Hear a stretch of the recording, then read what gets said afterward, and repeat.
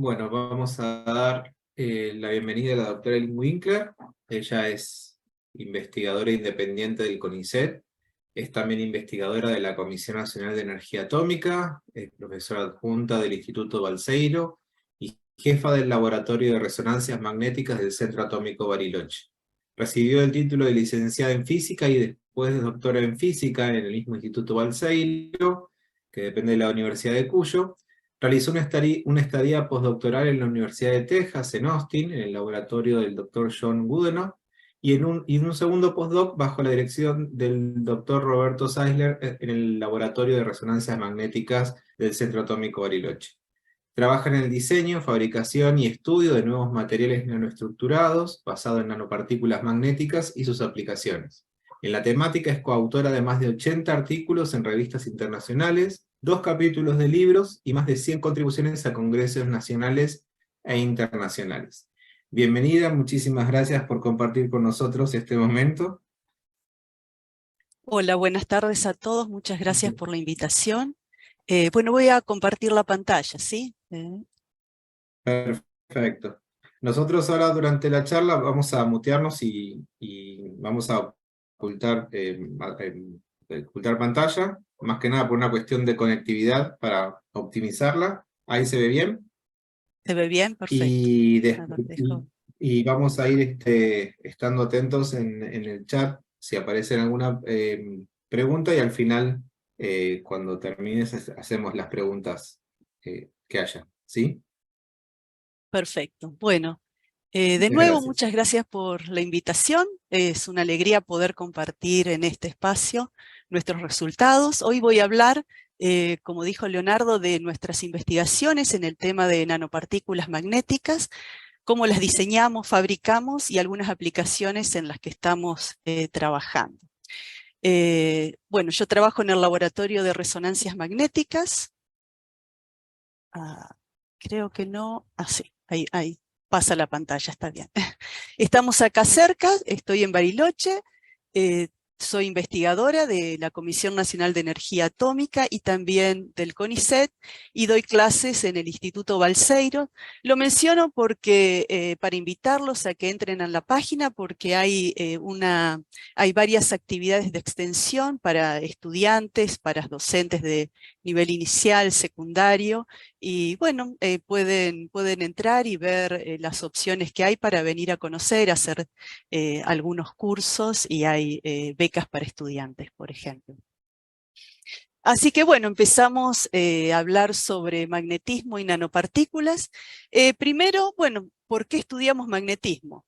En nuestro día a día estamos rodeados de aplicaciones y de equipamientos que utilizan materiales magnéticos y conceptos de magnetismo. Por ejemplo, bueno, motores, están todos los electrodomésticos presentes. También, por ejemplo, usamos todo el tiempo computadoras y la forma de grabar información magnética en los discos rígidos. En los automóviles hay un montón de componentes que aplican el magnetismo. En el área de salud hay un montón de nuevas aplicaciones. Sobre esto vamos a hablar un poco a lo largo de la charla. Parlantes, guitarras eléctricas, energía, salud. Bueno, las aplicaciones son múltiples. Y bueno, entonces comencemos mencionando cuál es el origen del magnetismo. Como sabemos, los electrones tienen una carga eléctrica, pero también tienen un momento magnético, que es una propiedad intrínseca de estas nanopartículas. Estos momentos magnéticos responden al campo magnético, tienden a alinearse con el campo magnético, y bueno, podemos medirlo, podemos detectarlo a través de varios experimentos. Encontramos electrones atrapados en distintos materiales, o electrones que en orbitales moleculares que podemos detectar y medir. Y también, bueno, cuando vemos la tabla periódica, ¿sí? La tabla periódica de los elementos, hay grupos de elementos que tienen un momento magnético espontáneo, un momento magnético permanente, ¿sí? El origen del magnetismo de estos elementos es la presencia de un número impar de electrones que, bueno, que no están apareados entre sí. ¿Sí? Elementos magnéticos son los metales de transición y las tierras raras. Entonces, además de electrones que presentan este momento magnético, tenemos estos elementos que después forman materiales, ¿sí? ¿Cómo se forman materiales? Sabemos, por ejemplo, que hay imanes naturales. Estos materiales, cuando se forman, los elementos, estos iones, estos átomos, se ordenan en un arreglo cristalino y, por ejemplo, acá ilustro un arreglo en particular. Y en el caso de materiales magnéticos, ciertos compuestos, debajo de una temperatura de orden, el momento magnético de cada uno de estos materiales, que en general se representa con una flechita, haciendo la analogía con estos imanes, como un momento magnético interactúa con el del lado, ¿sí? Un elemento interactúa, el momento magnético de un elemento interactúa con el momento magnético del otro, debajo de ciertas temperaturas se ordenan, ¿sí? Y cuando esto se ordena, este compuesto presenta un magnetismo espontáneo, ¿sí? Estamos en presencia de un imán, ¿sí? Como sabemos, hay imanes naturales en la naturaleza y el origen de ese magnetismo es este orden de los momentos magnéticos de sus elementos.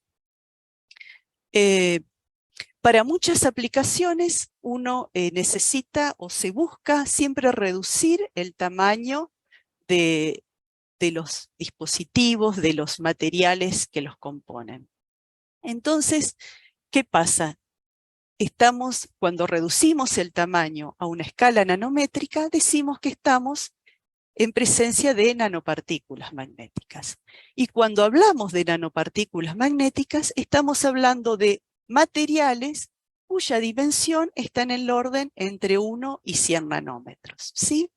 Por ejemplo, estas pelotitas negras que uno ve, esta es una imagen de microscopía de transmisión electrónica, ¿sí? De un sistema de nanopartículas que fabricamos en el laboratorio, ¿sí? Ven que son todas muy, muy parejitas. Acá hay una imagen de alta resolución, ¿sí? Que esta nanopartícula, por ejemplo, acá está la escala, estos son 5 nanómetros, esta nanopartícula tiene 10 nanómetros aproximadamente. Entonces, para tener una idea de ese tamaño, ¿cuál es esta dimensión? ¿Cuál es este tamaño de 10 nanómetros? Bueno, lo podemos comparar con algo conocido, ¿sí? Por ejemplo, un cabello. Si tomamos un cabello, el cabello de una persona tiene aproximadamente 0.1 milímetros, ¿sí? Y si tomamos este cabello y lo dividimos 100.000 veces, ¿sí? Estaríamos en presencia de un nanómetro. Si tomamos este cabello dividido 100.000 veces, la dimensión sería un nanómetro. Esta nanopartícula, por ejemplo, el tamaño de esta nanopartícula es como un cabello dividido 10.000, ¿sí? Entonces son dimensiones muy, muy, muy pequeñitas. ¿Cuál es una de las ventajas de este material? Bueno, no solo que estamos reduciendo su tamaño, sino que cuando reducimos el tamaño, este material tiene una superficie efectiva muy grande. A ver, perdón que me aparece un cartel acá que me molesta. Ahí está. Entonces, por ejemplo, en este volumen puede estar ocupado por estos 4 cubos, pero si reducimos el tamaño de estos cubitos, vemos que el área efectiva aumenta muchísimo. Entonces, ¿qué pasa? Ocurren muchos fenómenos que son como consecuencias de reacciones que pasan en la superficie. Entonces, cuando reducimos el tamaño, tenemos mucha más superficie expuesta, entonces el tamaño, el sistema es mucho más eficiente.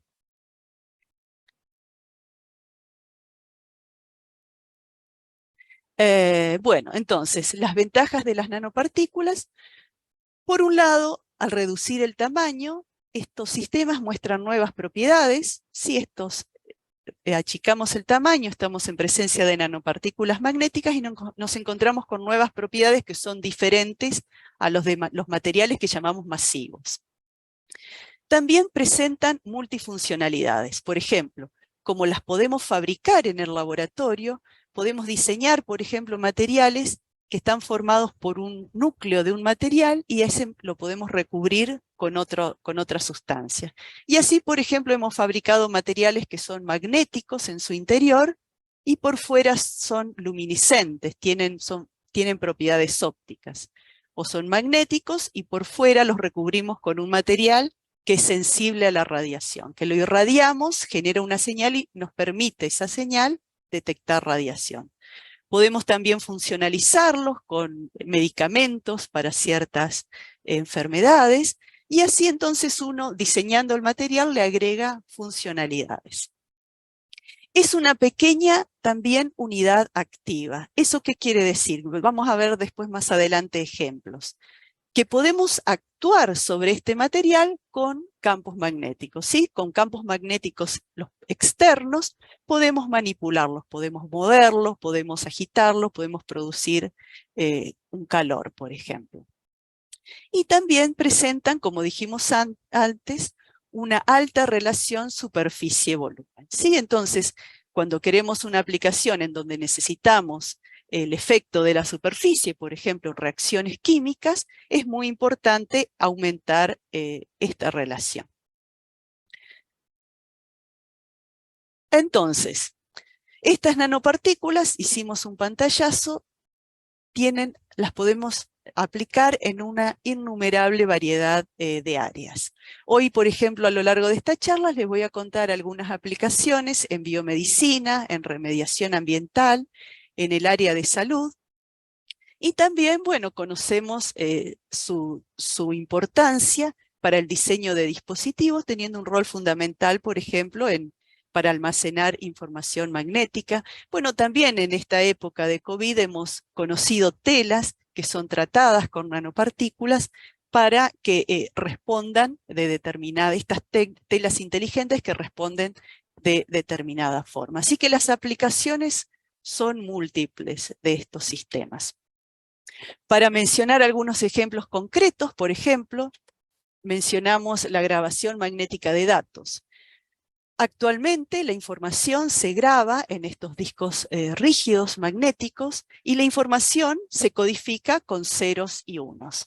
¿Cómo se codifica esa información? ¿Cómo indicamos que un área equivale a un 0 o un área equivale a un 1? Bueno, magnetizando el material en un sentido o en el otro. Un bit de información, entonces, es un área que está compuesta por muchos granitos de un material magnético que está todo magnetizado en una dirección, ¿sí? Es como un imán que lo orientamos en una dirección y entonces corresponde, por ejemplo, a un 1. Si el área de al lado la orientamos en otra dirección, entonces esa área correspondería a un 0. Y así entonces la información se codifica con unos y ceros, orientando zonas de este disco magnético en un sentido o en el otro, orientando la magnetización en un sentido o en el otro.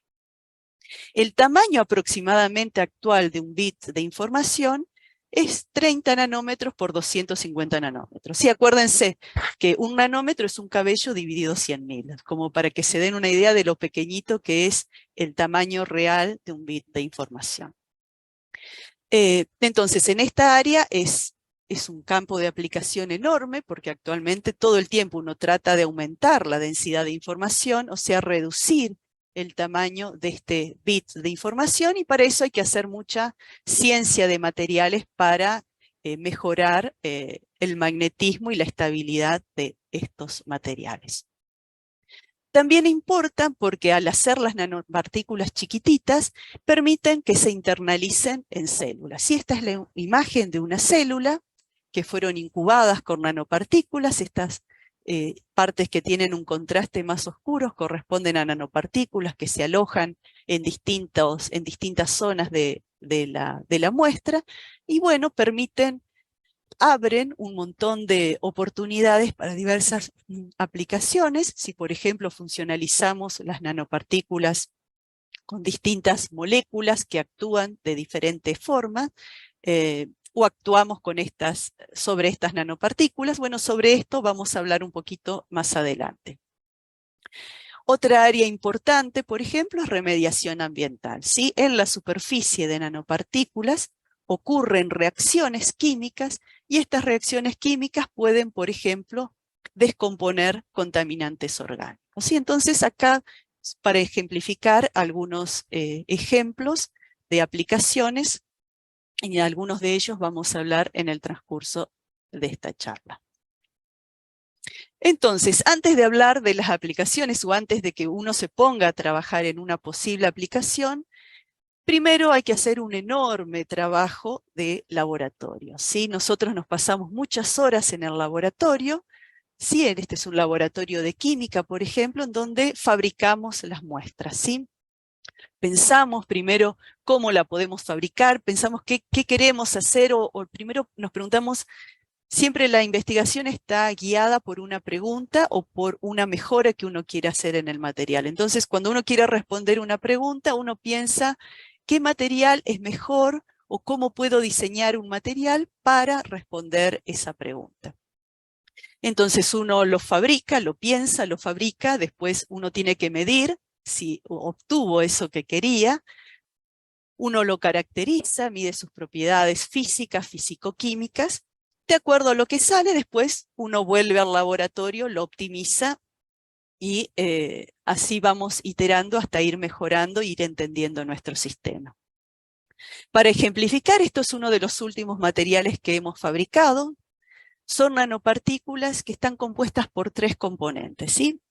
O sea, primero fabricamos una partícula de óxido de hierro. El óxido de hierro es un material muy común que está en todos lados, estamos rodeados de óxido de hierro.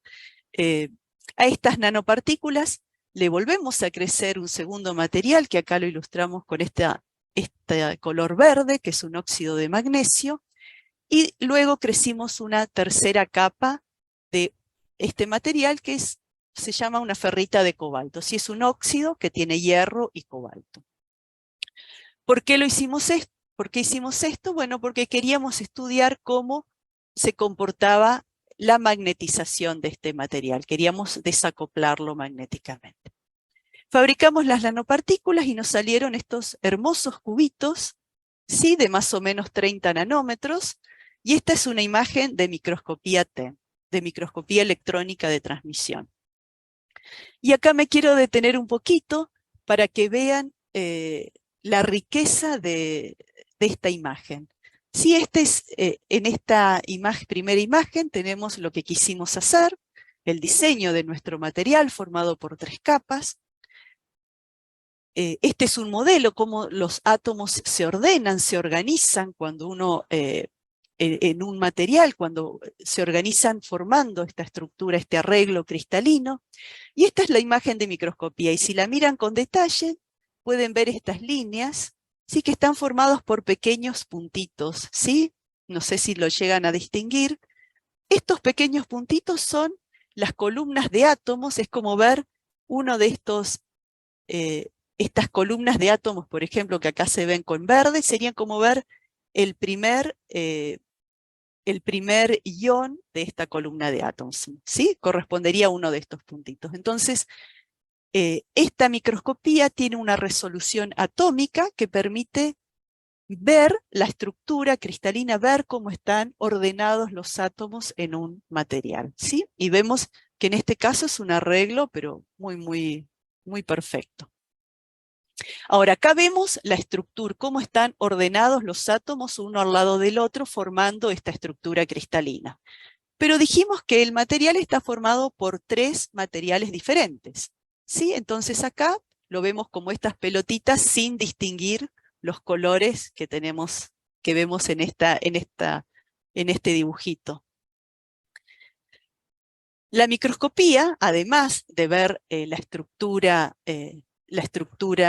cristalina, tiene también una técnica, una espectroscopía que nos permite hacer un análisis químico. Entonces, es un haz de electrones que nos devuelve información de qué iones están localizados en cada lugar de nuestra nanopartícula, ¿sí? Entonces, en este caso, este es nuestro dibujo de lo que queríamos hacer, y fíjense que tenemos iones de hierro adentro y afuera, ¿sí? Y acá nuestra microscopía nos dice que los iones de hierro están adentro y afuera.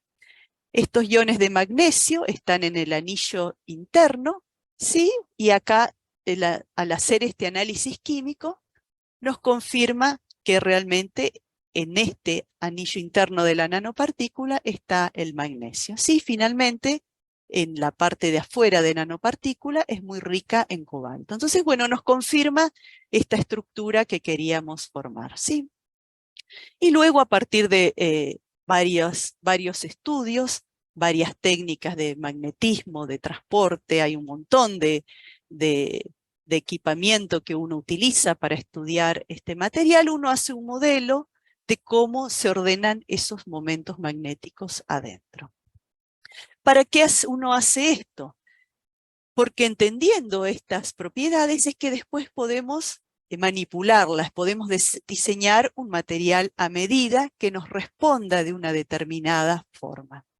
En este caso particular que les cuento, es un material muy innovador, es recién el comienzo de una línea de investigación, y por ser un material muy nuevo, bueno, lo mandamos a publicar y los editores lo seleccionaron para que ilustre la tapa de esta revista, que es una revista inglesa muy conocida. Sí, la ilustración la hizo Ariel Wilner, que es un científico y artista, y tiene unas obras muy hermosas que las pueden observar en su página personal. Entonces, teniendo el manejo de estos materiales, podemos empezar a pensar en desarrollos. Entonces acá vamos a dedicarnos un tiempo a hablar sobre la hipertermia magnética. Esta es una de las aplicaciones que se están pensando para estas nanopartículas en el área de nanomedicina, que es el área de nanomedicina, utiliza nanopartículas en el área de salud. Sí, en este caso, como una terapia oncológica alternativa que se propone como coadyuvante para la radioterapia y la quimioterapia. ¿Y en qué consiste esta terapia? Se inyectan, o sea, la idea es inyectar nanopartículas en la zona en donde hay un tumor y aplicar campos magnéticos externos, ¿sí? Afuera del paciente. Las nanopartículas, estos campos magnéticos son oscilantes, ¿sí? Campos magnéticos AC. Las nanopartículas entonces absorben esta energía magnética y disipan esta energía magnética en forma de calor. Entonces, ¿qué pasa? Cuando disipa calor, se va a calentar la zona donde se encuentran las nanopartículas. Y cuando esa zona se calienta por encima de los 40 grados, ¿sí? Uno puede producir la muerte celular porque se eleva la temperatura, o uno induce una muerte celular, o sea, uno mata las células por temperatura, o uno puede inducir una muerte celular por apoptosis. En particular, este método está aprobado por la Unión Europea para un caso particular de cáncer, que es el cáncer de cerebro por glioblastoma, bueno, y quedan muchas cosas por mejorar para que pueda extenderse más ampliamente. Entonces, las ventajas de este método, bueno, es que es una terapia local, ¿sí? Y tiene una pequeña área de acción, solamente estaría actuando donde se inyectan las nanopartículas. La aplicación es remota porque el campo magnético es externo, se pone por fuera del paciente y solo va a actuar en donde estén las nanopartículas magnéticas, estos pequeños imancitos que nosotros estamos poniendo. Y además, luego de esta terapia, las células se vuelven más sensibles a la radiación o a la quimioterapia. Para que se use ampliamente, bueno, falta mejorar todavía la eficiencia del calentamiento, la funcionalización superficial para dirigir estas nanopartículas y la reproducibilidad para que no dependa de la viscosidad del medio. Entonces, ¿cómo genera el calor las nanopartículas? Dijimos, estas son nanopartículas, sí que tienen un momento magnético como un imancito y responde al campo. invertimos el campo, el momento magnético se va a invertir siguiendo a ese campo externo. En este movimiento, esta nanopartícula absorbe esta energía magnética y genera calor. Lo que ocurre es que el campo magnético que se aplica no puede ser tan grande, ¿sí? Por cuestiones de salud tienen ciertos límites el valor de estos campos magnéticos. Entonces, ¿qué pasa? Si el material, hay materiales que se llaman magnéticamente muy duros, que se refiere a que tiene una anisotropía muy grande. En ese caso es muy difícil invertir este momento magnético. Quiere decir que tendría que aplicar un campo magnético externo muy grande para invertirlo. En este caso no podría generar este movimiento del momento magnético para inducir el calor, ¿sí? Entonces en este caso no produciría hipertermia. Por el contrario, si estamos en presencia de un material magnético que se llama blando, o sea que esa anisotropía es chiquita, quiere decir que sigue al campo magnético con demasiada facilidad, si están los dos en fase, el negro es el momento magnético y el rojo es el campo magnético externo, en esta situación tampoco se produce este desfasaje y tampoco genera estas pérdidas magnéticas que se disipan en forma de calor. Entonces, en este caso, tampoco se genera un calentamiento local. Entonces, ¿qué quiere decir? Tenemos que fabricar un material que tenga una dureza magnética, una anisotropía, decimos nosotros, intermedia, que no sea una anisotropía ni muy grande ni muy chica, para que produzca este calentamiento local. Entonces, en presencia de esos materiales, estas por ejemplo son imágenes de unas nanopartículas que producen esta hipertermia, este calentamiento local. Fabricamos las nanopartículas, las dispersamos en diferentes medios que simulen entornos celulares, acá las ponemos en estos Eppendorf, las ponemos en presencia de campos AC generados por estas bobinas y medimos la temperatura, ¿sí? Entonces estas son curvas, por ejemplo, que medimos la evolución de la temperatura en función del campo magnético. Vemos que la temperatura asciende, en 2 minutos ya sube más de 10 grados, y luego, bueno, apagamos el campo magnético oscilante, ¿sí? Entonces vemos que estamos en condiciones con estos materiales de producir hipertermia para producir esta muerte celular. Piensen que el cuerpo humano está en 37 grados y acá estamos aumentando 10 grados, ¿sí? Entonces produciríamos esta hipertermia. Después, por ejemplo, uno si quiere hacer una mejor sintonización de estas propiedades, porque ¿se acuerdan? Les decimos tenemos que hacer una sintonía muy fina de esta anisotropía, de esta dureza magnética del material para que produzcan un calentamiento. Entonces habíamos hecho un trabajo recientemente en donde fabricamos estas nanopartículas formadas por 2 materiales. Un material que está dentro, que es blando magnéticamente, y afuera lo recubrimos con otros materiales que pueden ser duros magnéticamente o blandos. Entonces, variando la cobertura de este material es que tenemos un amplio rango para sintonizar las propiedades magnéticas. Bueno, estos son todas estas nanopartículas. Cada uno de estos sistemas, estas imágenes, corresponde a un material diferente en donde es distinta la estequiometría de este recubrimiento de nanopartículas. Si uno piensa que es, por ejemplo, un maní con chocolate, ¿sí? El maní es un material, el chocolate es otro material, y este conjunto es un nuevo material que presenta propiedades diferentes al del maní y al del chocolate, ¿sí? Entonces, combinándolo de esa forma, uno puede optimizar las propiedades.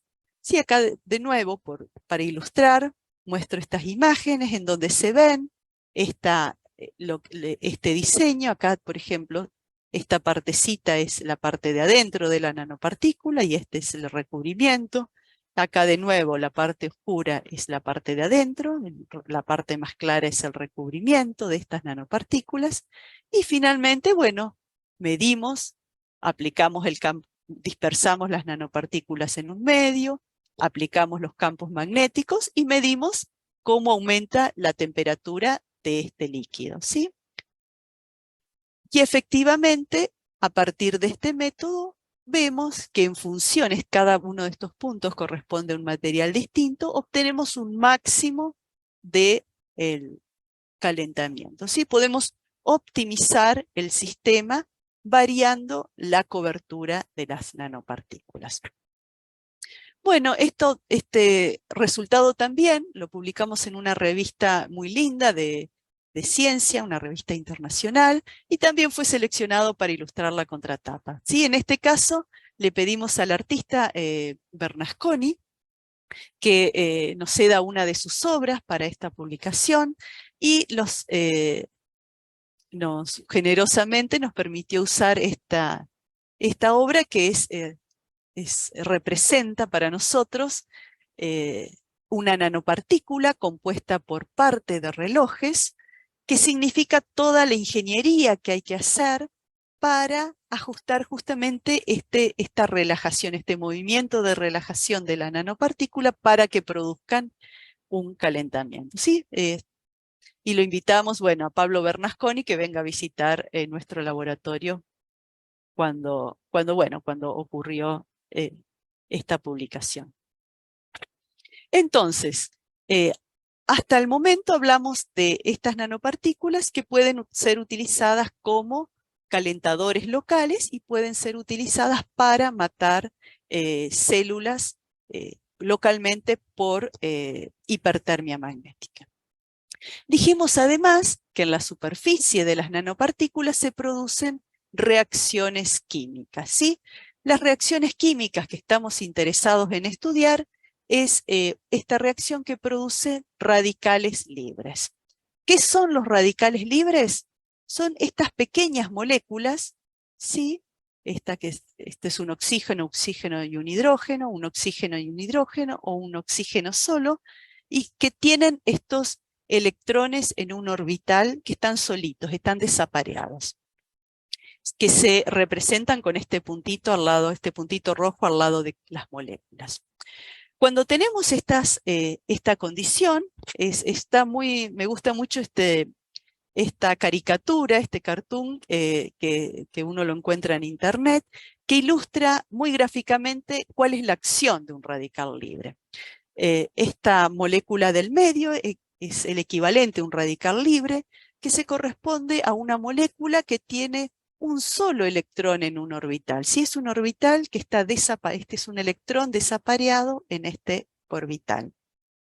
En ese caso, esta molécula es muy reactiva, tiende a recombinar, a capturar un electrón muy rápidamente para estabilizarse, entonces tiende a robar un electrón de otra molécula que uno la piensa como una molécula sana. Entonces roba este electrón y se estabiliza, pero debido a eso esta molécula termina dañada, genera un daño molecular. En nuestro organismo tenemos como consecuencia de la respiración celular, se producen radicales libres, y nuestro organismo tiene antioxidantes naturales, que son moléculas que son ávidas de ceder un electrón para neutralizar estos radicales libres. Pero entonces, ¿qué pasa? Cuando por alguna razón se producen radicales libres en exceso, como estos radicales son altamente reactivos, sabemos que producen daño celular, que lo denominamos como un estrés oxidativo, y eventualmente, si son demasiados, puede producir un daño celular. Entonces, estos radicales libres, que se pueden producir por la presencia de nanopartículas magnéticas, por ejemplo, se pueden producir en exceso, serían muy interesantes para diseñar nuevos tratamientos oncológicos, porque si se producen en exceso, pueden producir también la muerte celular. Sin embargo, estas nanopartículas se utilizan para, por ejemplo, tratamientos de anemia, o se utilizan para aumentar el contraste en imágenes por resonancias magnéticas, o también para tratamientos oftalmológicos. En estos casos no queremos que se produzcan estos radicales libres. Entonces, bueno, es fundamental entender cuándo se producen. Y en esta área es muy interesante destacar, muy importante destacar el rol que cumplió Rebecca Hershman. Es una científica argentina que se graduó, es bioquímica se graduó en la Universidad de Buenos Aires, hizo la tesis bajo la dirección del doctor Bernardo Hussein, y les cuento que en los años 80 fue nominada para el Premio Nobel de Fisiología y Medicina por su trabajo en los radicales libres. Ella fue una de las pioneras, una de las primeras investigadoras que se dio cuenta que estos radicales libres producían una toxicidad y un daño celular muy similar al que resulta de las radiaciones, ¿sí? al daño que se produce por las radiaciones en las células. Este trabajo fue publicado en los años 50 y lo que cuentan las biografías que están publicadas sobre esta científica es que la comunidad no estaba preparada para tamaño resultado. Entonces, en su momento no fue bien recibido y recién 30 años después fue reconocido y hoy día es un área de investigación muy activa del rol fundamental que tienen los radicales libres en innumerables reacciones de química y de biología. Entonces, ¿cuándo se producen estos radicales libres? Hay unas reacciones en químicas que son las reacciones de Fenton, muy conocida, se trata de la descomposición de esta molécula. Esta molécula es el agua oxigenada, ¿sí? El agua oxigenada que conocemos comúnmente, el peróxido de hidrógeno. Esta molécula naturalmente se descompone en estas moléculas rojas más chiquitas, que son los radicales libres, que tienen estos electrones desapareados en estos orbitales. Y lo que ocurre es que en presencia de iones metálicos,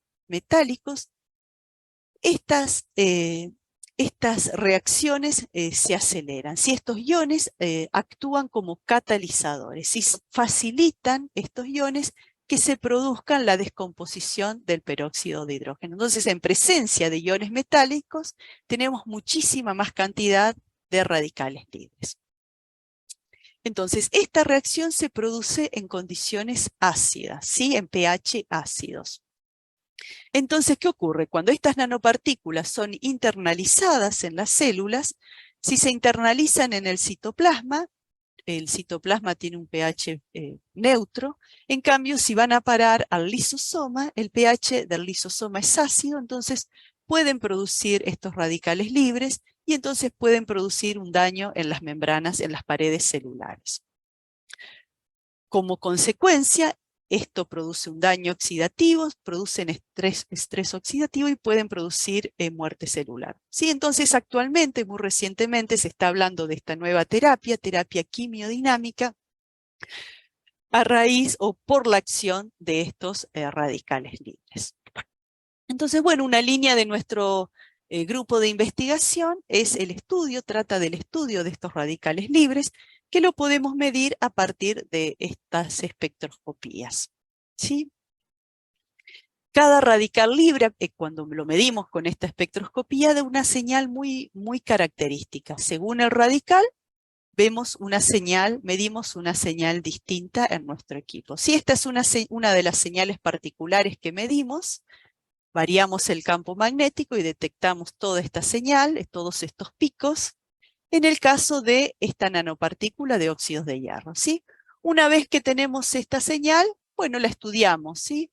Hacemos lo que decimos una deconvolución. Ajustamos cada una de estas señales, corresponde a un radical libre distinto, y la intensidad, cuanto más grande es la señal, quiere decir que hay más de este grupo de radicales en particular. Entonces, para una nanopartícula en especial, podemos no solo identificar los radicales que produce, sino también cuantificarlos. Entonces, bueno, hicimos este trabajo y analizamos los radicales que producen distintas nanopartículas con hierro, con níquel, con manganeso y nanopartículas oxidadas. Y de esa forma, entonces, podemos sacar estos gráficos, que es el número de radicales en nanomoles para las distintas partículas. Si estas nanopartículas producen 2000 nanomoles de estos radicales, estas producen 1000, estas 500 y así sucesivamente. Entonces, de esta forma tenemos una herramienta para identificar los radicales que producen y medirlos. Y así podemos diseñar materiales, por ejemplo, si queremos nanopartículas que sean inertes, que no produzcan radicales libres, por ejemplo, si las queremos usar para imagen, por resonancia magnética nuclear o para tratamientos oftalmológicos, elegimos estas nanopartículas que producen poquitos radicales libres, y si queremos sistemas que se produzcan reacción, que produzcan daño celular, bueno, elegimos este óxido de hierro, ¿sí? Entonces, bueno, eso nos da una herramienta para justamente diseñar nuestros materiales en forma inteligente. Con esta misma idea, dijimos, estos radicales producen daño en las moléculas. Un daño que producen en particular es romper estas doble ligaduras. Entonces, un área también muy activa es la aplicación de estas nanopartículas para descomponer moléculas orgánicas, ¿sí? Justamente en el área de salud, de biomedicina, estas nanopartículas rompen estas moléculas orgánicas que forman las membranas de las células.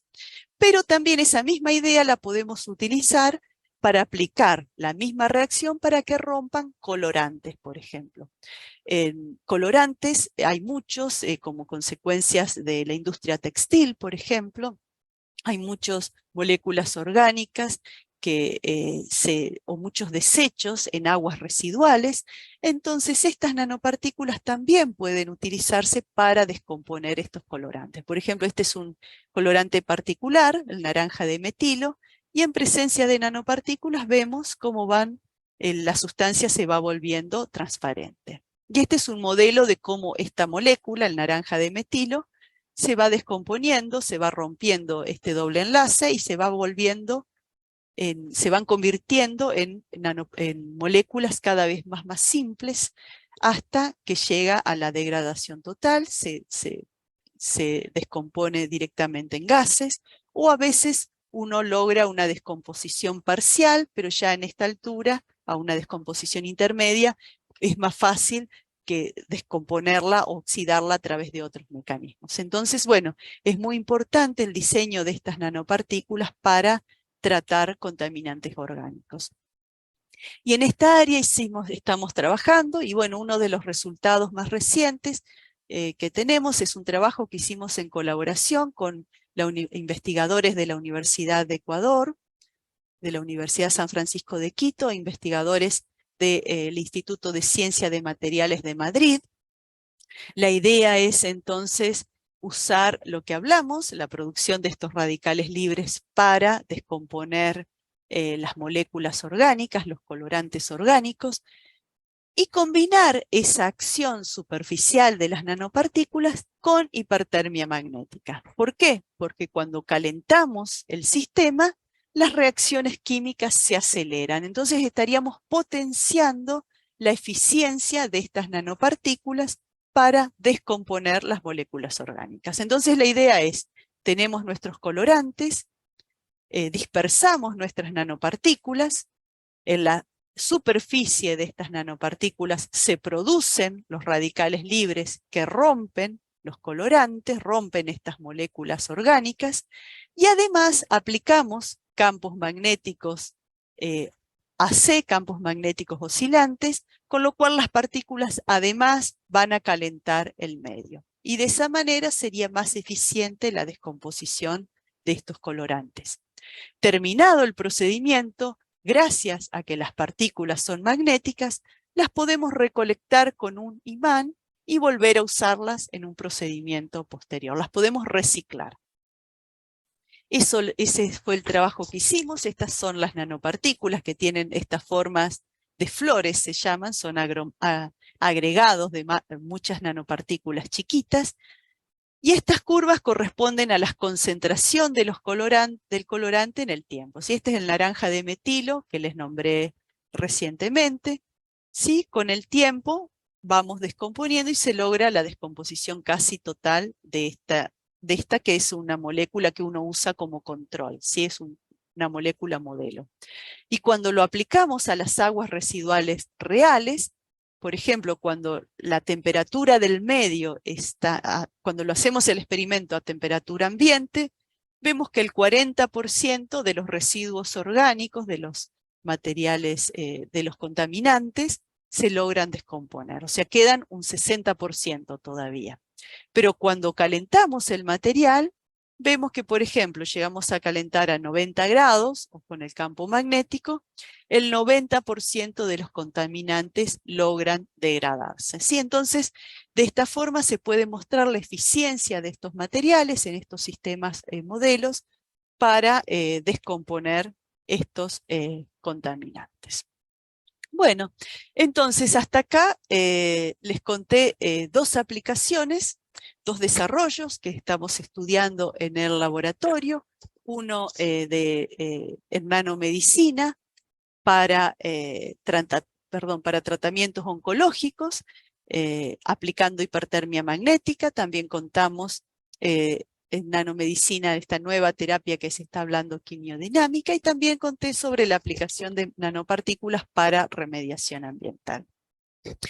Para terminar, les cuento, bueno, esta última aplicación fue desarrollada por un investigador de nuestro laboratorio, el doctor Roberto Cislar, en colaboración con médicos, que aplicaron estas nanopartículas para un caso, una dolencia particular, que es el desprendimiento de retina. En este caso, el procedimiento, la verdad, es muy ingenioso, necesita todo el background previo que les conté, todo el conocimiento de las nanopartículas, todo este estudio de cómo fabricarlas con tamaños controlados, con superficies que no produzcan toxicidad en el medio, en el entorno celular, que actúen de la forma que uno quiere, pero una vez que uno controla el material, uno puede proceder a la aplicación. Bueno, y en este caso, estos investigadores desarrollaron este método para tratar esta dolencia en particular. ¿Cuál es la idea? Bueno, el desprendimiento de retina, la retina es esta membrana que cuando se rompe empieza a desprenderse y uno va perdiendo visión. La idea entonces fue colocar un imán en la parte de afuera del globo ocular. Acá se ve con este gris más clarito el imán que se coloca. Se inyectan nanopartículas, ¿sí? Por acción magnética. Estas nanopartículas son atraídas por este imán y debido a esa fuerza, las nanopartículas empujan la retina a su posición. Luego pueden ser selladas, la retina es soldada con un láser. Este es el área de los médicos, seguramente técnicamente no soy precisa en ese aspecto. Y entonces después, una vez que se suelda la retina, la persona puede irse a su casa caminando. Este método en particular ya está en ensayo clínico en humanos, se encuentra en fase 1 de ensayos clínicos con resultados óptimos. Entonces, bueno, quiero resaltar la importancia de todo el procedimiento de investigación, desde la investigación básica, la generación de desarrollos, hasta una aplicación concreta en personas de en esta área. Entonces, bueno, ya llegamos a la conclusión, un poquito lo dije previamente, a lo largo de esta charla, que es esta hora de charla, les he contado cómo uno trabaja en el laboratorio. Inicialmente hay mucho trabajo en la mesada, diseñando, fabricando, estudiando las propiedades físico-químicas de estas nanopartículas para entender cómo se comportan, cuál es el origen de esa respuesta magnética de estos materiales. Una vez que uno entiende ese comportamiento, uno puede empezar a pensar en diferentes desarrollos. En este caso les conté dos desarrollos particulares en nanomedicina, la hipertermia magnética y la terapia quimiodinámica, que están actualmente en estado de investigación, y de remediación ambiental para estudiar la descomposición de contaminantes orgánicos. Y finalmente les conté un caso en donde esta investigación estaba lo suficientemente madura para pasar a tratamientos oftalmológicos con pacientes. Toda esta investigación no hubiese sido posible sin el apoyo del Estado. Entonces, una conclusión final de esta charla es que la educación pública y la inversión pública en ciencia y tecnología son pilares fundamentales para el desarrollo de un país y para la construcción de una sociedad más justa, donde todos nosotros, sus ciudadanos, tengamos la oportunidad de elegir, de progresar y la oportunidad de desarrollarnos según nuestras preferencias y potenciales. Así que bueno, les agradezco mucho la atención. Este es el grupo de resonancias magnéticas. Varios de nosotros trabajamos en nanopartículas, otros trabajan en otras nanoestructuras en forma de películas delgadas, de nanotubos, de materiales masivos. Y con esto termino. Muchas gracias a todos por su atención y bueno, si tienen alguna pregunta, los escucho. Bueno, primero muchísimas gracias por la charla. Realmente hay un montón de campos que uno desconoce a veces y que no tiene en cuenta de cuántas cosas se están haciendo. Bueno, el Instituto Balseiro, sabemos lo que representa como institución a nivel país, pero así y todo también hay otras réplicas en otras universidades que también están aportando sus trabajos en función de esto que vos planteabas recién de instituciones públicas al servicio de la comunidad. Así que te agradecemos a vos en principio por esta charla y por habernos brindado este espectro tan impactante acerca de lo que se está llevando a cabo hoy en día. Quería preguntarte un par de cositas con respecto a la charla que habías planteado. Una de las primeras cosas que quizás teniendo en cuenta este entorno de esta reflexión final que estabas planteando recién, era cuando se estaba trabajando sobre las nanopartículas en la parte óptica recién, que ya me estabas comentando que ya se estaba haciendo pruebas en humanos. Me llamó la atención que abajo ya estaba patentada, que había una Sí, sí, sí. patente en Estados Unidos. ¿Esa investigación fue desarrollada, digamos, en conjunto con algún tipo de institución privada o fueron centros así educativos, centros de estudios superiores?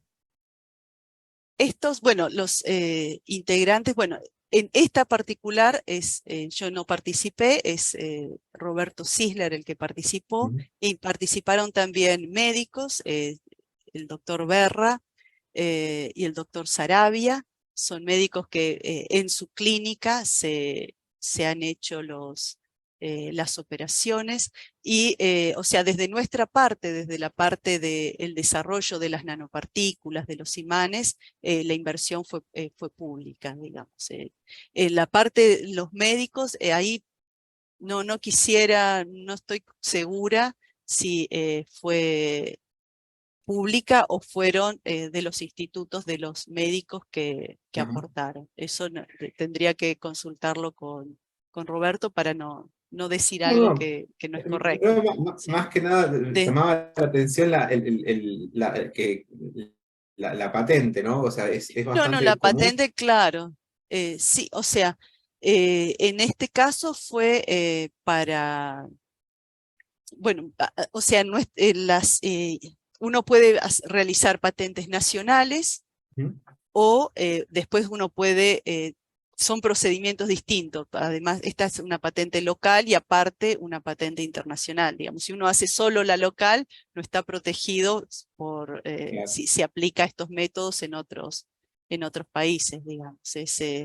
Entonces, en este caso está como, bueno, uno tiene el derecho de este descubrimiento en particular, ¿no? Y así En a ese, nivel, sí. No, no, decime, perdóname, te estoy interrumpiendo. No, sí, en general funciona cuando hay una aplicación original que puede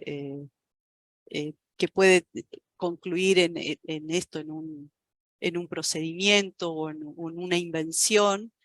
Sí, se trata de patentarlo, bueno, puede patentarlo a nivel local, o cuando uno lo patenta en otros países, bueno, es bastante más caro, digamos. Claro. Ahí hay que pagar para tener la patente. Las patentes tienen una cierta duración en el tiempo y digamos, para mí en este caso lo importante es que está aprobado para poder realizar los ensayos en personas en el país, digamos. Eso No, es no, eso, desde ese ya, es esa es incluso, la parte más importante, porque también abre puertas para aplicar estas nanopartículas en otras dolencias, enfermedades, digamos. O sea, en general las partículas están aprobadas en algunos casos, como te decía, para imagen por resonancias magnéticas, para algunos casos particulares de cáncer, para algunos casos de anemia, y bueno, esto es en general, y este caso en particular es un caso local argentino, digamos, que se desarrolló acá en el laboratorio. Así que sí, es un logro muy importante, la verdad. Sí, sí, sí, desde ya, aparte del hecho ya de estar en fase uno y el sí, hecho de tener resultados promisorios, sobre todo claro, en algo sí, que sí, hasta sí, no hace mucho tiempo era un desprendimiento de claro, retina, era casi irreversible. claro, O sea, claro, sí, sí, sí, sí, sí. así que, Depende de la dolencia. claro, Ahora, actualmente es irreversible cuando el desprendimiento está en la parte inferior, digamos. En la parte no, superior, los métodos actuales funcionan, pero ciertos casos no, y este método innovador traería una solución para esos casos. Sí, sí, sí. Sí, en esta fase hace falta, bueno, sí, la inversión pública o inversores ujú. para continuar con la fase uno, ¿no? Porque todavía está en prueba, ¿no? Todavía no, bueno, no es que uno puede ir y pedir hacerse este tratamiento por esta metodología, porque bueno, está todavía bueno, en ensayos clínicos. Sí, sí, sí. Eh, y, y con respecto a las otras aplicaciones que nos estuviste mostrando, eh, se- más allá de que se puedan desarrollar eh, y que se puedan pasar a, claro, la parte de, perdón, la parte de hipertermia, cuando estás hablando acerca de tratamiento Sí, de pacientes oncológicos y todo, una vez que se pase pongamos la fase uno o se puede empezar a trabajar, es necesario, o sea, supongamos que va a haber laboratorios que van a ser los proveedores de estas nanopartículas. Es necesario instrumental muy, muy preciso como para tratar de, como para la aplicación de campos magnéticos o para el tratamiento en sí, o sea, se claro. necesitan institutos especializados con material especializado en este tipo de terapias. Sí, o sea, no son,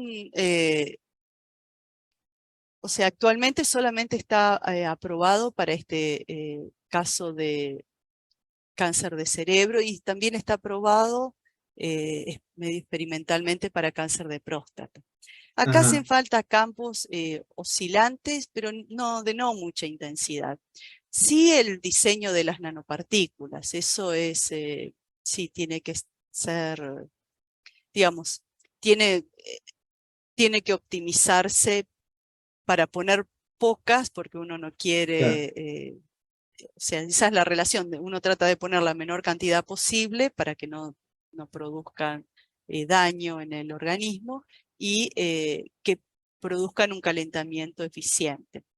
Eso está, bueno, bien. todavía está en estudio. Estos casos son terminales. En esta área sí, en nuestro caso, yo te diría que en esta área es un punto de investigación, de desarrollo de materiales.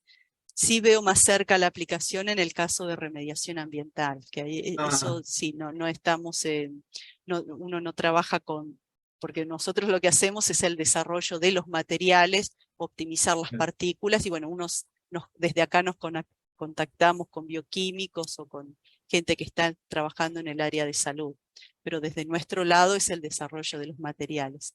En ese sentido, veo más cerca, si querés, la aplicación en el caso de remediación ambiental, porque ahí, bueno, las salvaguardias y eso son mucho más sencillas y, perdón, a ver, en este caso sí vamos a tratar de estudiar, vamos a tratar, bueno, de ver cómo descomponer ciertos aguas residuales de contaminantes en particular, sí. Sí, sí. En este Sí, caso sí, te sí. diría que uno está más cerca de la aplicación. En caso de medicina, bueno, ya te digo, desde nuestro lado hacemos más el desarrollo de los materiales y sí, y Eh, Tenés la el diapositiva la que viene después de esta, la que hacía el comparativo de los dos gráficos en cuanto a la esta, degradación del. ah, Esa, perfecto. claro, Sí, esto realmente llama mucho la atención, teniendo en cuenta que se está buscando una solución para remediación de una problemática ambiental bastante importante. Trabajaban, me decías, con ese tipo de compuestos nitrogenados y fueron teniendo resultados bastante promisorios, por lo que vemos en los gráficos, más o menos. claro, para estos son colorantes, el Sí, colorante funciona muy bien, descompone todo. Esto, bueno, en aguas residuales lo que pasa es que es un combo de distintas cosas, claro. digamos. Este es un sistema modelo y esto es, bueno, es una mezcla de muchas ahí, por eso hace falta aplicar calor para acelerar la reacción. Y ahora, bueno, tenemos el interés de probar está trabajando con nosotros un estudiante de Tucumán, y en esa zona Ajá, está el problema de la vinaza, que también es un residuo muy oscuro, que está compuesto por fenol. Bueno, claro. estamos recién comenzando eso, y bueno, queremos tratar de ver cuánto podemos degradarlo, por ejemplo. Eso es una problemática concreta que, bueno, vamos a ver cómo resulta. Colorantes sabemos que los descompones, acá hemos probado estos, naranja de metilo, azul de Sí, metileno, sí. sistemas modelos funcionan bien. Queremos ver, bueno, en residuos reales de acá, y bueno, y combinar esto, ¿no? Combinar, porque una cosa es la parte química que descompone, y aplicar calor con hipertermia magnética, bueno, parece que acelera la descomposición. Entonces es eso, el diseño de los materiales eh, para aumentar la eficiencia de la descomposición. En eso estamos trabajando actualmente, sí. Sí. Está, Ahí, sí. sí, perdón, decime. Sí, no, no, está bien. No, no, digo que, No, que, no, Sí, que es. justo me metí yo, Leo. Porque voy a hacer la pregunta que seguramente me van a hacer los estudiantes cuando les cuente estas cosas, los estudiantes secundarios sobre todo. Eh, Porque, digamos, si hay algo que siempre tratamos de buscar, porque los estudiantes preguntan, ¿qué cosas, qué aplicaciones prácticas? Bueno, uno conoce un montón, pero estas cosas no las conocía, así que es ah, toda una novedad y que obviamente se la vamos sí, a sí, comentar en el sí, aula. sí, sí. eh, Porque siempre decimos, tenemos que remar para poder conseguir nuevos estudiantes de física, digamos, que nos suplanten a Sí, nosotros en el aula, pero también que algunos se dediquen a la investigación. sí, sí, Y una cuestión que seguramente que sale es qué cantidad, digamos, ustedes lo hacen en el laboratorio, pero digamos, si uno quisiera aplicar esto para aguas residuales, eh, ¿cómo actúan las nanopartículas? Es decir, ¿se necesitan mucha cantidad? ¿Quién las produciría? claro, ¿El sí, laboratorio está en sí, condiciones de producirlas o, digo, sí.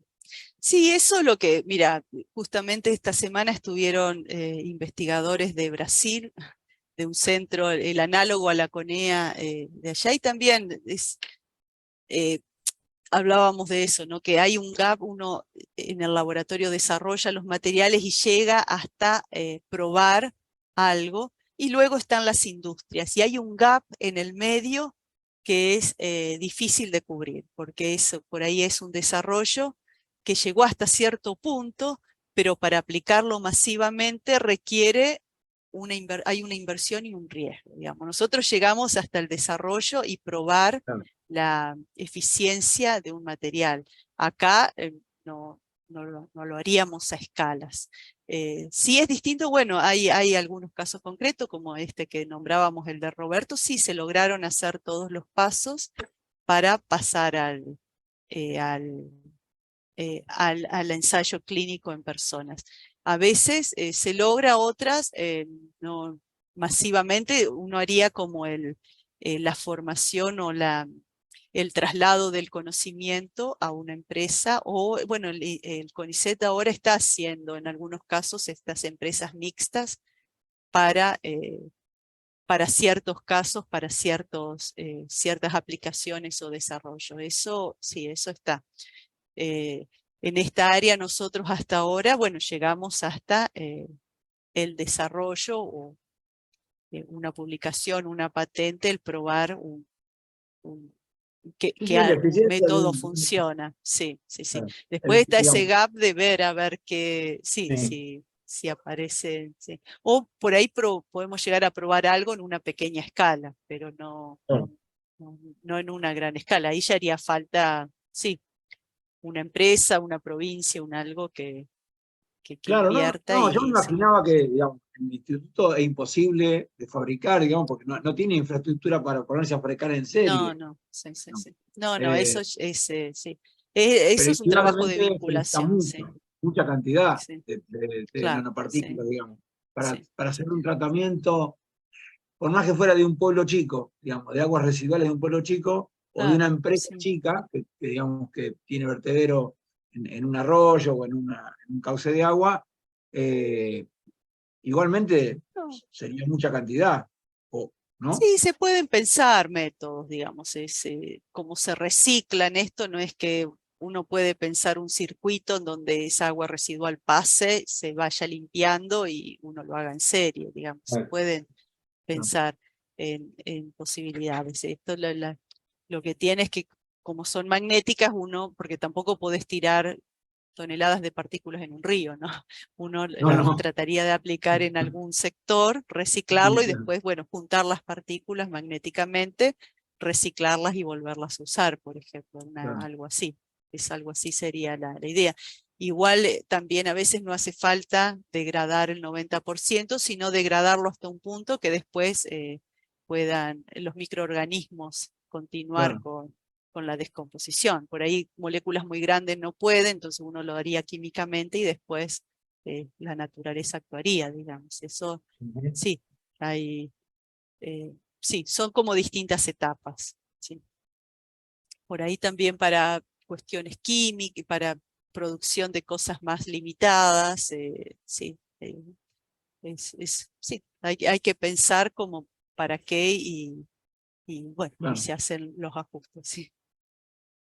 Eh, Digamos que dentro de todas las remediaciones sí. ambientales, esta sería digamos, una, una de las tantas remediaciones ambientales que andan dando vuelta y que es importante, digamos, porque en Sí, cada lugar no se puede aplicar en todo lugar lo mismo, claro, porque sí, las sí, sí, condiciones ambientales no son las mismas, porque los residuos tampoco son los mismos, claro, sí. que sería una solución importante, digamos, Sí, para sí, sería para determinados. ciertos casos, sí, por ahí para, eso se llaman procesos de oxidación avanzada, que bueno, uno puede aplicar para moléculas muy grandes en ciertas condiciones, y bueno, quizás no el procedimiento completo, sino un procedimiento inicial, bueno, o para casos, bueno, casos particulares, sí, sí, sí. Depende del grado de contaminación lo que uno puede ir, las soluciones que uno puede ir aplicando. Sí, sí. Igual está la ventaja que habías planteado al principio, o en una de las diapositivas del principio, que es el hecho de que eh, este tipo de partículas están diseñadas. O sea, hay una intencionalidad atrás y hay un estudio atrás para saber qué es lo que puede hacer y qué es lo que no puede hacer. Con lo cual, y acá viene una pregunta que te quería hacer. ¿Cómo ves de acá a 10 años todo lo que tiene que ver con investigación en nanopartículas y en aplicaciones de nanopartículas? Claro. Y mira, en el área, ahora se tiene bastante control en el diseño de las partículas. Y ahora están pasando muchas aplicaciones nuevas o aparecen muchas ideas en el área bio, de nanomedicina o de funcionalización de la superficie, de cómo de realmente fabricar un material inteligente que haga lo que uno quiera, digamos. Muchas veces se las recubre con fármacos y de acuerdo al recubrimiento van a parar a distintas zonas de las células, por ejemplo. Entonces, bueno, hay el diseño y la forma en que uno lo hace, digamos, están apareciendo muchas nuevas aplicaciones. ¿Sí? Eso es, el avance es impresionante. ¿Sí? La idea es eso, generar nanopartículas a medida. Ahora hay toda un área nueva que se llaman nanoenzimas, así como hay enzimas naturales que hacen reacciones muy particulares. La idea es que en la nanopartícula uno la puede diseñar de tal manera para que cumpla una función particular. Las enzimas son muy complejas, pero con las nanopartículas uno tendría la ventaja que las puede fabricar en un laboratorio y cambiarle las superficies para que generen ciertas reacciones químicas. Entonces, bueno, ahí hay un mundo muy grande para seguir avanzando. ¿Sí? Y después yo hablé acá en el área solamente en el área de nanomedicina y de remediación ambiental.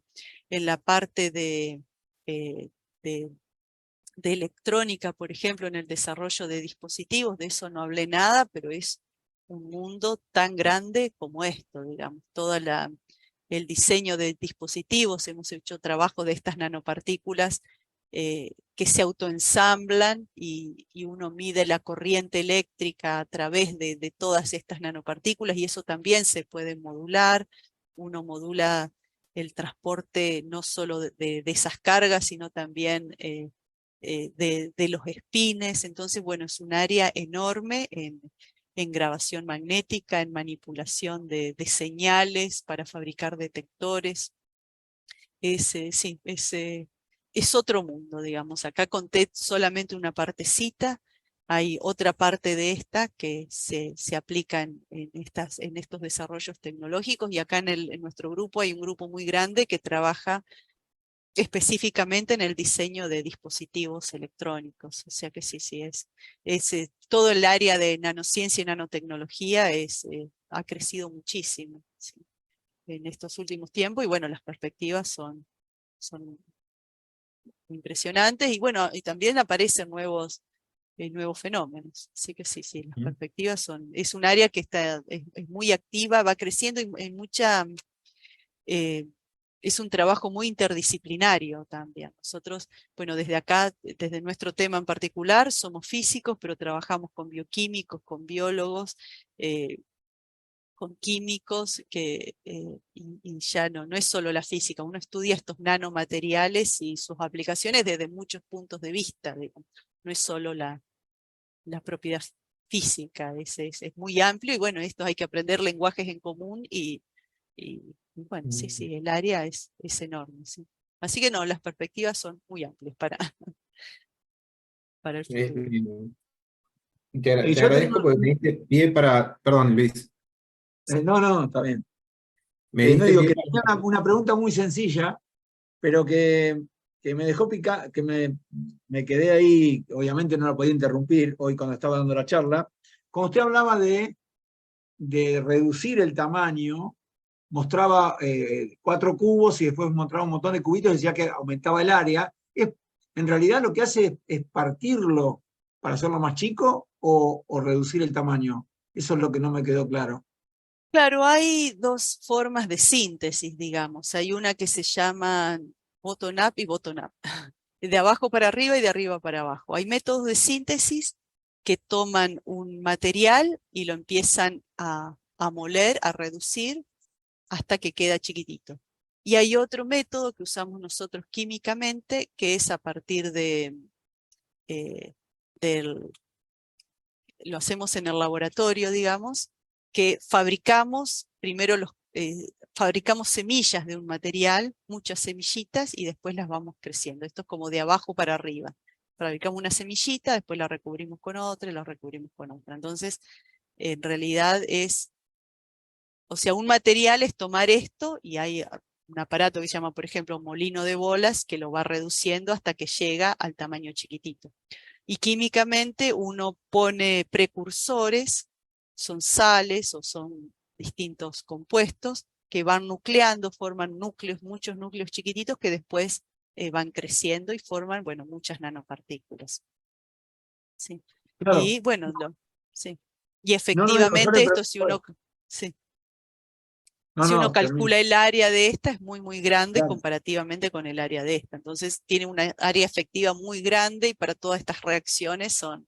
Y también porque las propiedades ahora están determinadas por la superficie, porque lo que pasa es que la mayoría de los iones ahora están cerca de la superficie. O sea, las propiedades de una roca o de un material así es una propiedad que uno dice de volumen, está determinada por los iones o los átomos de adentro. En cambio, cuando uno reduce el tamaño, las propiedades están muy determinadas por los iones de la superficie, porque la mayoría de los iones están en la superficie o en las interfaces.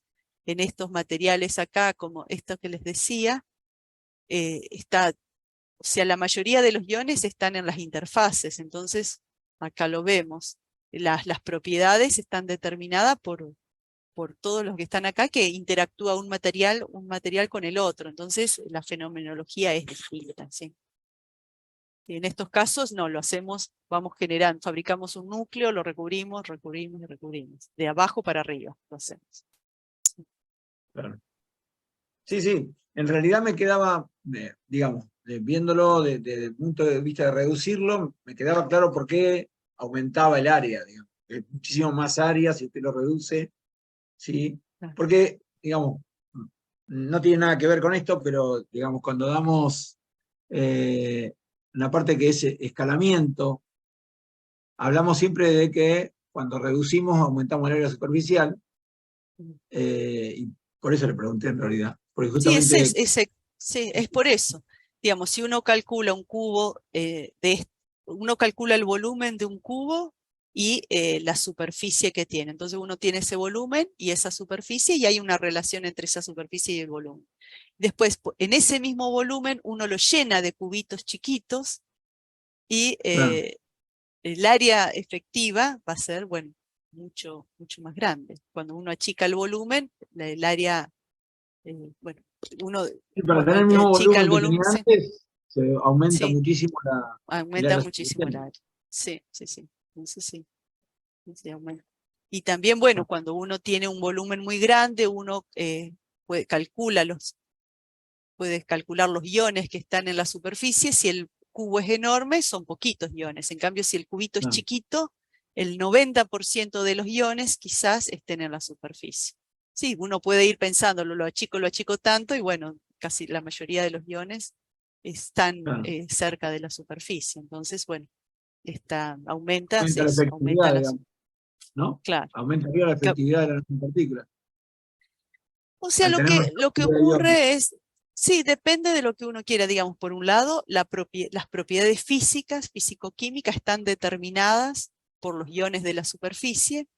Y por otro lado, si lo que uno quiere estudiar o el efecto que uno quiere ver está determinado por la superficie, ahí es más eficiente. Si uno quiere una reacción química que ocurre en la superficie, bueno, ahí lo hace más eficiente porque tengo mucha más superficie expuesta.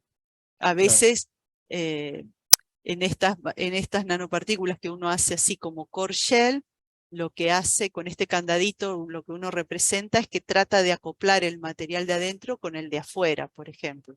Hay veces que uno fabrica dos materiales y tienen propiedades distintas. Esto es magnético y esto es luminiscente, por ejemplo. Ese material lo hicimos. Entonces nos interesa la suma de estas dos propiedades, uno magnético y otro luminiscente. También hicimos dos materiales magnéticos que son como dos imanes que interactúan en la superficie. Entonces obtenemos un nuevo material con una propiedad diferente debido al acople en la superficie. Entonces acá el rol de la superficie es justamente la interacción que se establece entre los iones y que es la que define el nuevo comportamiento de este material. En este caso es la suma de dos cosas, sumo algo magnético con algo eléctrico. En este caso interactúan los dos materiales a través de la superficie y me da algo nuevo. Entonces la propiedad está determinada por la interfaz. ¿Sí? La nueva propiedad es distinta de lo del gris y distinta de lo del celeste, es algo nuevo. ¿Sí? Entonces, bueno, uno va manipulando eso, estudiando y bueno, tratando de entender. Sí, sí. Leo, no sé si tenés algo más para...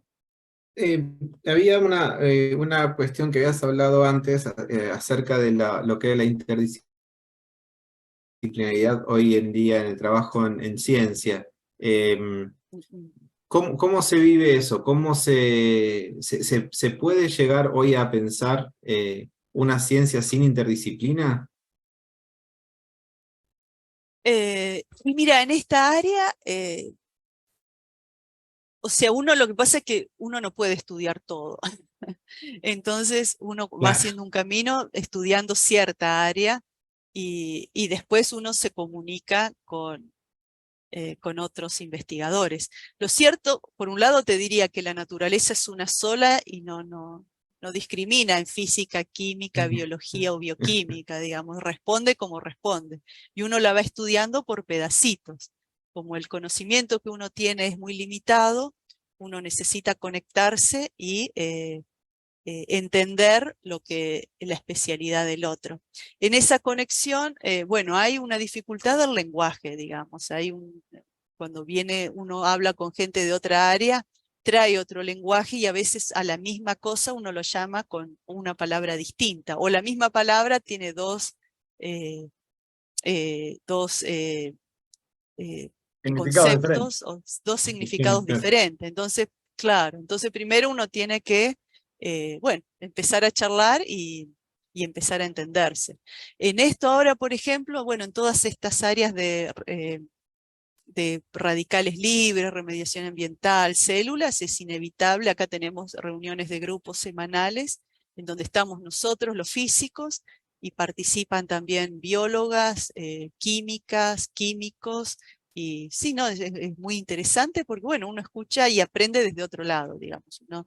Y se enriquece mucho porque cada uno, para bien o para mal, viene formateado con una forma de pensar y bueno, se enriquece mucho, digamos, sí, como te digo, no sé si se van a borrar estas interdisciplinares, o quizás, digamos, uno llega al punto que uno encuentra un lenguaje común y a pesar de que vengan de distintas áreas, sea más fácil ese punto de encuentro. Digamos. Eso estaría bueno, sí. Pero sí, como te digo, la ciencia, la naturaleza es una sola. A veces te encontrás con un químico que estamos hablando de lo mismo, pero lo piensa de una forma distinta o se lo enseñaron de una forma distinta y está muy bueno, digamos, como eso, qué sé yo, te abre un poco la cabeza. Está muy bien. Y bueno, más allá de agradecerte por toda la charla que, como te decía antes, estuvo muy buena, no solamente por el tipo de charla que es, o sea, por el tema que nos compartiste, sino además porque son todas las citas que estabas poniendo son citas nuevas, o sea, es algo actual, algo que está pasando en este momento. Así que apelando un poquito abusando un poquito de tu paciencia, te quería pedir si nos podías dejar algún tipo de reflexión, sea para nuestros estudiantes del profesorado o para nuestros estudiantes de media, acerca de por qué, de por qué estudiar ciencia, por qué está bueno o por qué es una opción interesante estudiar ciencia hoy en día. Bueno, mira, primero te diría que cada uno descubra lo que le gusta y que eso lo explote al máximo. Acá yo te diría, nosotros somos apasionados de nuestro trabajo.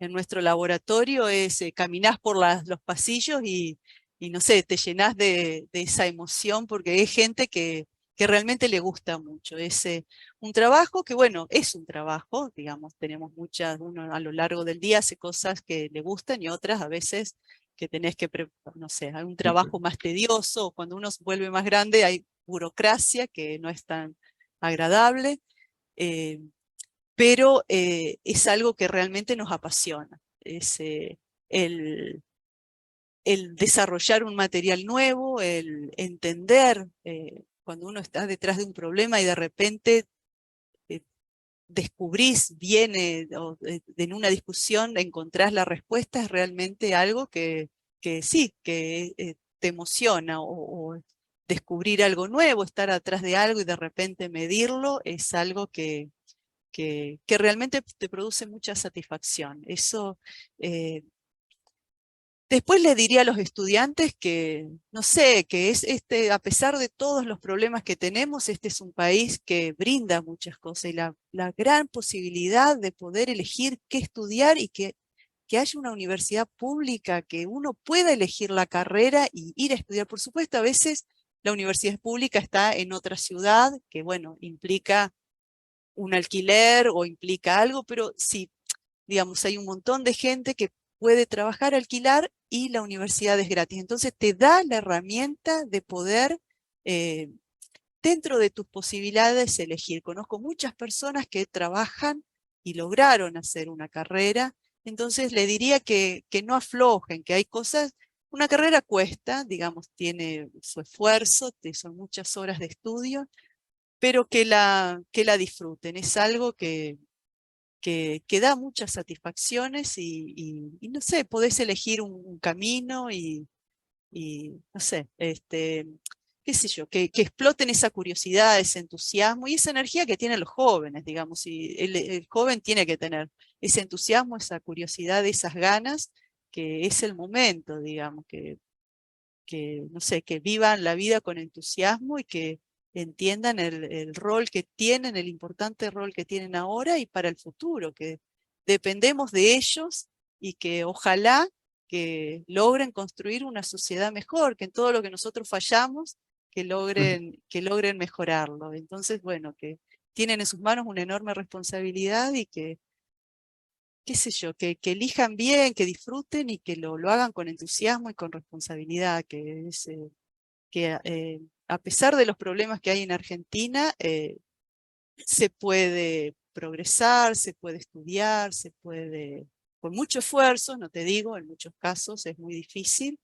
pero hay oportunidades que las busquen, y hay gente, hay profesores que dejan el lomo día a día y que están dispuestos a darles una mano, así que sí, que se animen. Acá, bueno, este es un instituto avanzado del Instituto Balseiro y ofrece una oportunidad enorme de becarte a partir del tercer año. O sea, obviamente rendir el examen hay que estudiar, pero es una oportunidad que hay becas para que te brindan esa herramienta de formarte como un profesional en distintas carreras y bueno, te abre una perspectiva futuro distinta. A veces hay posibilidades de progreso y bueno, de poder elegir y desarrollarse con lo que les gusta y según sus potenciales. Muchísimas gracias. Muchísimas gracias por todo, por la charla, por la reflexión, por el mensaje. Así que desde nuestra parte, más que agradecidos y más que entusiasmados ahora por estas nuevas perspectivas que nos brindaste con la charla. Bueno, muchas gracias a ustedes. No, por favor. Le agradecemos mucho y la dejamos tranquila, por lo menos por ahora. Bueno, hasta luego. Chao. Hasta luego, gracias. Bueno.